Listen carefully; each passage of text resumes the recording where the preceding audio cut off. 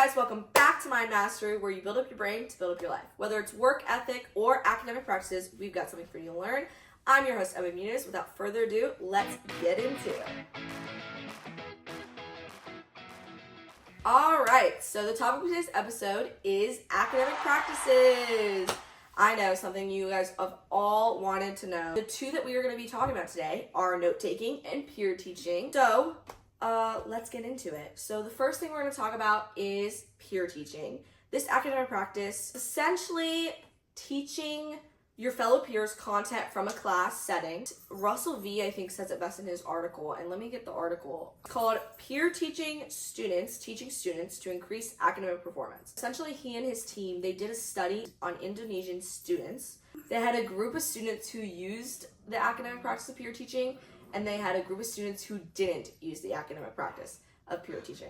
They compared how much the students using peer teaching understood the content compared to the ones who didn't use the practice, and the results were actually really drastically in favor of the people who use peer teaching.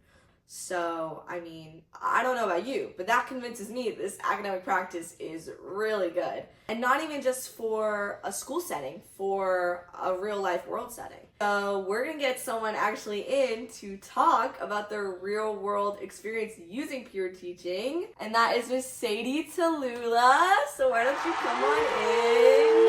All right, Sadie, you know I brought you here today. I do, it's so I can talk about my peer teaching experiences. Yes, and we are going to do exactly that. So, for those of you who don't know Sadie, which should be all of you, she's a 2024 graduate. She graduated last year from Murphy High School, which is in North Carolina.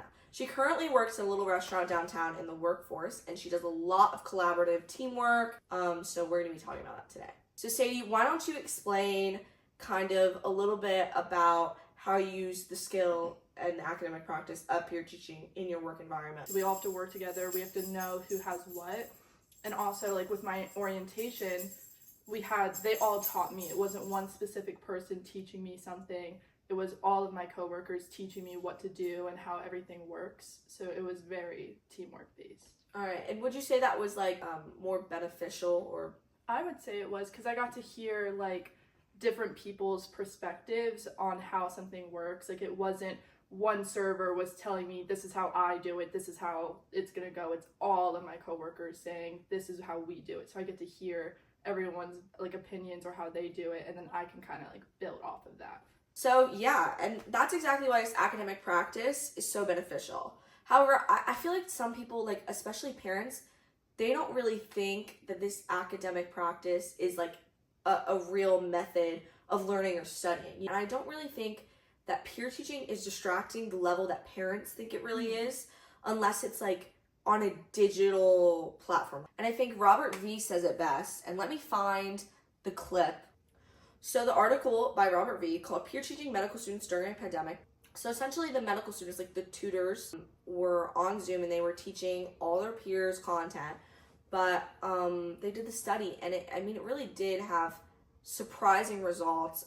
It didn't work at all. So they said that people had their cameras off and their mics off, and they weren't really listening, and what was once a fun collaborative experience became something mundane and something not looked forward to. Just digital distractions in general, moving, pandemic aside, even now a peer teaching environment on a Zoom, it just seems less collaborative. Yeah.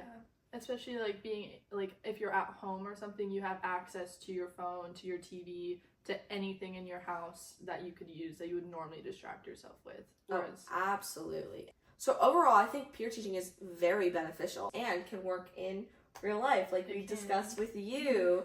So that all being said, thank you so much, Sadie, for coming on and giving your insight to us. I really enjoyed it. It was super fun to have you on. Thank you for having me. All right, guys. So we talked about peer teaching a lot, and now I think we should get into our last academic practice of the podcast. So note-taking, as I've said, we've all heard of it. It's very well known, but today I think we should talk about it a little more in depth and how it works with your mind. So essentially, note-taking, when you use the academic practice, it does something in your brain, and I think Koji says it best. He essentially did an article, and it's called Note Taking by University Students on Paper or Computer, Strategies During Initial Note Taking and Revision. It talks about how note taking, when stripped to its core, is derived with two things: the working memory and the long-term memory.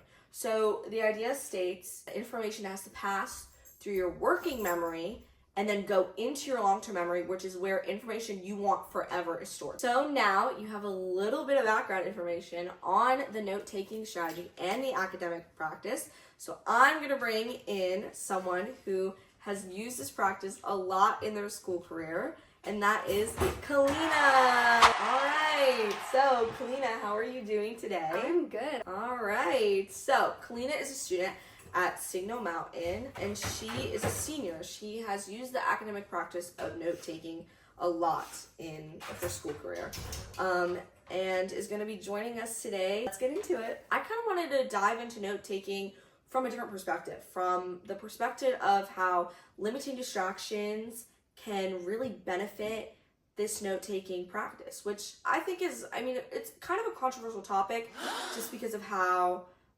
digital our world is nowadays. Wouldn't you agree? I would agree on that, yeah. Actually, an article I found says this. Let me get the source for you. Okay, so an article, and this one's a mouthful, guys, so bear with me.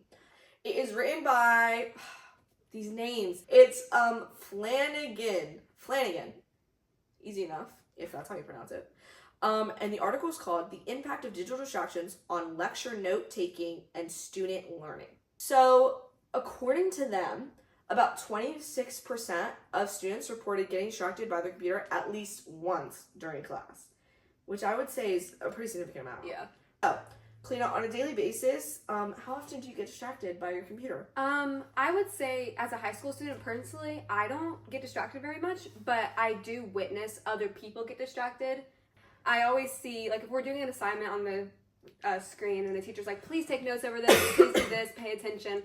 Either they're playing some random game on their computer or they're talking to people, or, especially if you have like a MacBook in a school environment, you can get notifications from your parents or from your friends, or you can get notifications from like YouTube. You can be so distracted like anytime. Yeah. So, yeah. That is really interesting, and I think that, that's true for so many students. So, with all that being said, thank you so much, Kalina, for coming on. I really enjoyed your academic insight, and thank you. We have an amazing day. Thank you so much. You too, yeah. All right, well, we've discussed both peer teaching and note-taking, and I don't know about you, but I feel a lot smarter after discussing these academic practices. They are both amazing practices that I know I will be implementing in not only my academic life, but my work life. Well, with that, I believe our time has unfortunately come to an end. I hope that you enjoyed listening to this topic as much as I enjoyed discussing it. Make sure to leave a comment down below on what you think about these academic practices. This has been Mind Mastery, where we build up your brain to build up your life. And I hope you all have a good day, and I'll catch you guys in the next one. Bye!